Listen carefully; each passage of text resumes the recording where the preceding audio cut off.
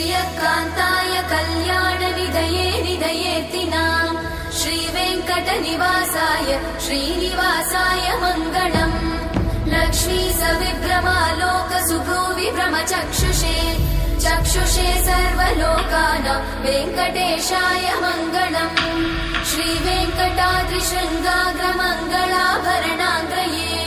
मङ्गलानां निवासाय श्रीनिवासाय मङ्गलम्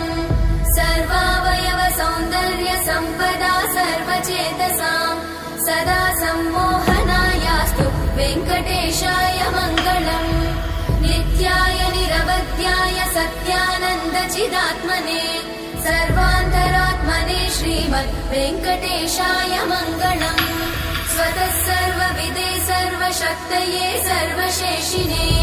सुलभाय सुशीलाय वेङ्कटेशाय मङ्गलम्।